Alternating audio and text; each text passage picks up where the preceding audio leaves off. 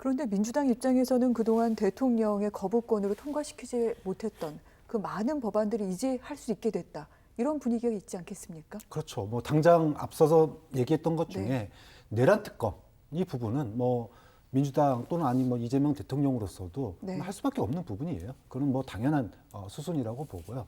이제 문제는 지금 당장 이제 가장 쟁점이 될 부분입니다. 국민의힘에서 일단은 뭐 대선에 대해서 승복은 했지만 이재명 대통령의 파기환송심 고법에서의 네. 이거를 중단해야 되느냐 말아야 되느냐를 둘러싼 공세가 내부의 분열을 갖다가 외부의 적을 통해서 해결하는 방법이 가장 전통적으로 쓰이는 방법이거든요. 국민의힘의 내분 사태는 이미 예정돼 있습니다. 이 속에서 서로가 국민의힘의 주도권을 잡기 위해서 그 화살의 방향을 이재명 대통령의 이 고법의 파기환송심으로 돌릴 네. 가능성이 있고 그것과 연관된 이야기가 좀 나온 거거든요. 이제 그런 측면에서 이거는 이제 머지않아서 발생할 수 있는 여야 간의 아마 첫 번째 네. 시험대가 될 거다. 과연 대화와 타협이 가능할지 이 부분은 이것도 이 문제를 어떻게 풀어갈지는 앞으로 전국의 소위 그 여야 관계의 초반부를 풀어가는 첫 번째 시험대로서 각 당의 대처 그리고 대통령의 입장 이런 부분들도 대법원의 입장까지 포함해서 여러 가지 정말로 쉽게 이걸 풀어갈 수 있겠느냐 네. 아니면 시작하자마자 굉장히 대립과 갈등을 또 빚는 과정으로 갈 건지를 보는 한 단면을 오늘 보여줬다 이렇게 평가해야죠. 네. 조희대 대법원장도 오늘 취임식에 참석했습니다만 앞으로 이러한 산적한 과제를 풀어나갈 책무 이재명 대통령에게 있기도 합니다.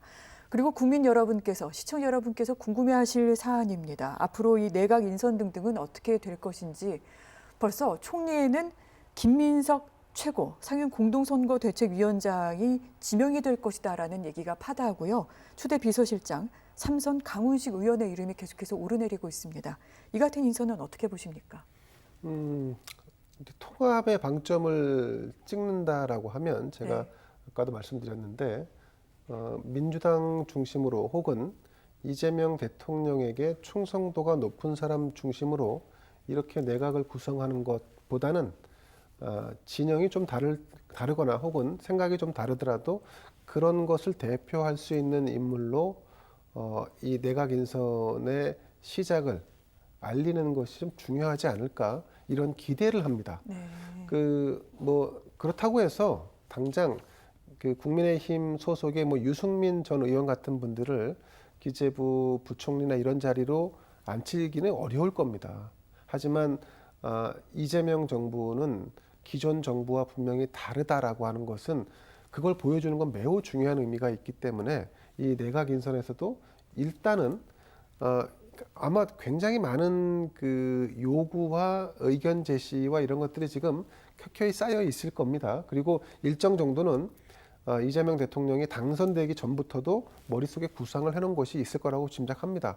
근데 지금은 상황이 오늘 지금 비빔밥을 먹는 자리에서의 여야의 관계 설정도 우리가 바로 목도했듯이 이게 이 정치의 갈등의 골이 굉장히 깊구나.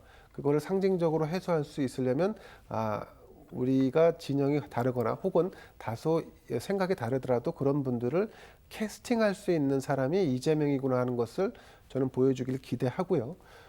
그리고 이제 내각 인선보다 더 중요한 거는 용산으로 집무실로 네. 가서 첫 번째 업무 지시를 무엇으로 할 것인가가 중요합니다.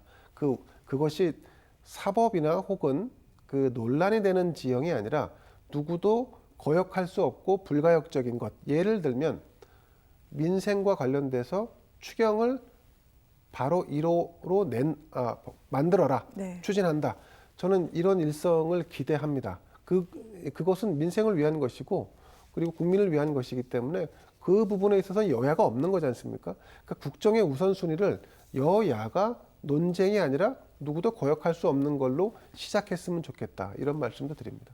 내각 구성과 그리고 제1호 업무 지시에 대해서 어떤 내용이 담겼으면 좋겠다 말씀하셨는데 교수님 의견도 좀 궁금해요. 네, 뭐 아마도 그 지금 김대현 평론가가 얘기하시는 부분에 대해서 민주당도 모르고 있다고 생각하지는 않아요. 네. 이재명 대통령도 고민하고 있을 겁니다. 다만 인수위가 없기 때문에 인수위가 만약에 있었다면 정말로 국무총리에 국민의 어떤 그 좌우를 아우르는 그런 인사를 기용했을지도 몰라요. 하지만 당장 업무를 시작해야 되는데 정책 코드가 아직은 맞춰지지 않은 인사를 총리에 내정하는 거 쉬운 일이 아닙니다. 당장 오늘부터 말씀하신 대로 명령이로, 그러니까 당장 오늘부터 업무가 시작되고 네. 아마도 저는 추경이 됐든 아니면은 긴급경제 뭐 TF가 됐든 아마 이 얘기가 나올 거라고 봐요. 그런데 그걸 누가 추진합니까?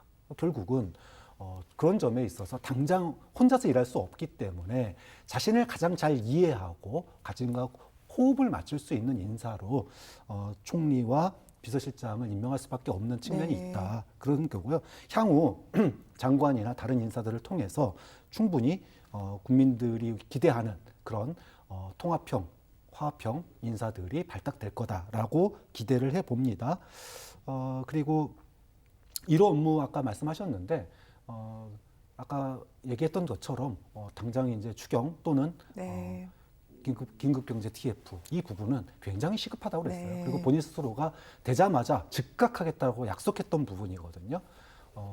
아마 트럼프 대통령과의 통화라든지 여러 가지가 있겠지만 비서실장을 통해서든 누굴 네. 통해서든 관련된 이야기가 오늘 중 나오지 않을까 그렇게 기대해 봅니다.